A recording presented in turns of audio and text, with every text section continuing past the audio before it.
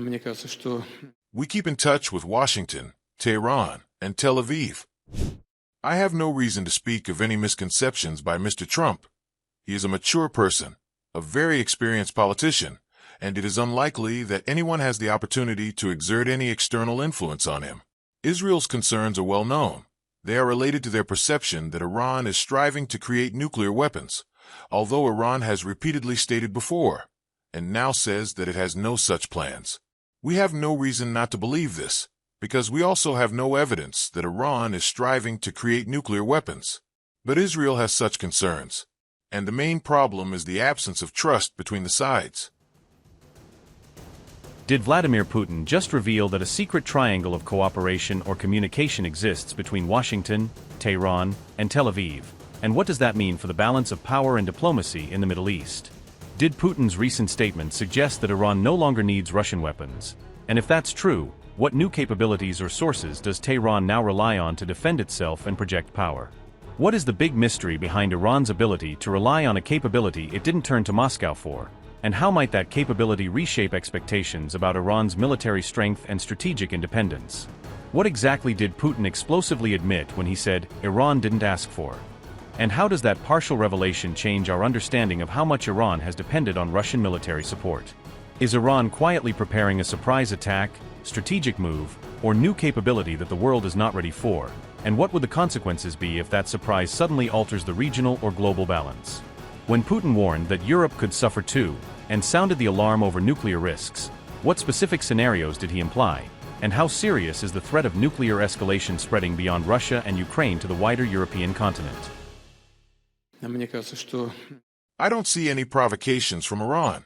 It seems to me that at one time we agreed, adopted the relevant agreement on the Iranian nuclear program, and everything was under the IAEA control.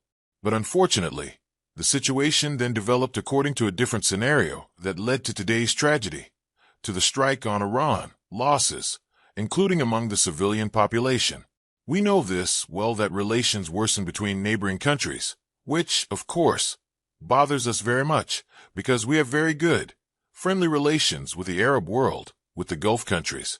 And I also spoke about this yesterday, we always persuade our Iranian friends in conversations with them that it is necessary to refrain from striking the territory of neighboring states. Yet their response is clear. They say that we were attacked. Our children are being killed. They killed the leadership of the country. And what should we do? We are forced to respond in this way. In this sense, the situation is not easy for us. We have very good relations with Iran. We are neighbors, and with the Arab countries as well. And, frankly speaking, this puts us in a difficult situation. We keep in touch with Washington, Tehran, and Tel Aviv. I have no reason to speak of any misconceptions by Mr. Trump. He is a mature person, a very experienced politician, and it is unlikely that anyone has the opportunity to exert any external influence on him. Israel's concerns are well known. They are related to their perception that Iran is striving to create nuclear weapons, although Iran has repeatedly stated before, and now says that it has no such plans. We have no reason not to believe this, because we also have no evidence that Iran is striving to create nuclear weapons. But Israel has such concerns, and the main problem is the absence of trust between the sides. In this regard, I would like to point out that we are in contact with the Americans and the Israelis on this matter. Everyone keeps assuring us that there were random shell strikes near the station. Everyone assures us that this is an accident, and it will not happen again. I have no reason to believe that we are somehow being misled. We have talked with the Israelis many times about this, and we see their concern and their readiness to ensure the safety of the nuclear power plant in Bushehr. By the way, there is a completely different situation at the Zaporizhzhia nuclear power plant, where Ukrainian troops constantly strike at the station's disease, or recently completely have lost their heads, striking directly at the reactor. Thank God, there were no significant consequences. The reactor was not damaged, but of course, it was stopped. In general, the situation there is very dangerous. There is spent fuel and so on. If these containers are damaged, then the question is very serious. Where will these all lead? It is not at all a fact that it will cause consequences only for the Russian Federation. It may touch Europe too. Therefore, the Europeans, who encourage any actions of today's Kiev regime, should think well about this, think about their own safety, which was unambiguously, but very accurately mentioned by the IAEA head, Mr. Grossi.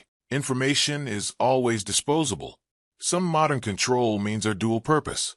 I think the Iranians, I do not know this for sure, but they could receive information not only from our satellites, but also from others, from commercial ones, which easily and simply implement this as a product on a commercial basis.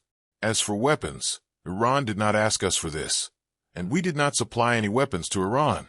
Iran ensures the internal stability of its society. This is an obvious fact, and after the start of hostilities, someone in the West believed that now Iran would collapse from within. No, this analysis was a mistake, because, on the contrary, the situation that we observe is the consolidation of Iranian society. You probably are aware, I don't know. A month ago, maybe more, when the conflict just started, the first strikes took place. The Iranian leadership called out life for Iran. Within a week, 5 million people, and now more than 10, voluntarily expressed their desire to give their lives for Iran. This says a lot. The Indian Army largely uses Russian-made equipment. This has traditionally developed since Soviet Union times. Our cooperation with India, as well as with our other partners, is not subject to political conjuncture. No one can tell us, don't supply to India. No one ever tells us this. 603. We will do what we consider necessary for ourselves, and we will always fulfill our obligations to our partners, especially to such partners as India. We work in this way, according to these rules, and we will continue to do that.